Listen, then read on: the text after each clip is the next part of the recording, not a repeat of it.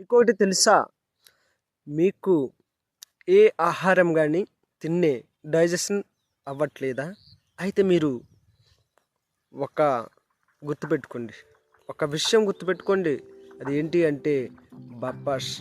బర్పస్ మీరు day for ఒక ముక్క తినండి. రోజుకొక ముక్క తినండి. ఖచ్చితంగా డైజెషన్ అవుతుంది. డైజెషన్ అయిందంటే కడుపు ఖాళీ అయితేనే మీకు ఏమైనా చెయ్యాలనిపిస్తుంది. సో దీనివల్ల చాలా హెల్దీనెస్గా ఉండదు. కాబట్టి తప్పకుండా బప్పస్ ఒక ముక్క తినండి. వాటిలో ఉండే విటమిన్ ఏ మరియు మల్టీవిటమిన్ మినరల్స్ ఉంటుంది. సో దానివల్ల అన్నిటికీ యూజ్గా ఉంటుంది.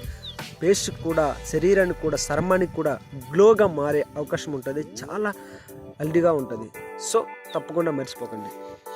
ఇంకోటి తెలుసా? మీకు ఏ ఆహారం కానీ తిన్నే డైజెషన్ అవ్వట్లేదా? అయితే మీరు ఒక గుర్తుపెట్టుకోండి. ఒక విషయం గుర్తుపెట్టుకోండి. అది ఏంటి అంటే బర్పస్. బర్పస్ మీరు డే ఫర్ ఒక ముక్క తినండి. రోజుకొక ముక్క తినండి. ఖచ్చితంగా డైజెషన్ అవుతుంది. డైజెషన్ అయిందంటే కడుపు ఖాళీ అయితేనే మీకు ఏమైనా చెయ్యాలనిపిస్తుంది. సో దీనివల్ల చాలా హెల్దీనెస్గా ఉండదు.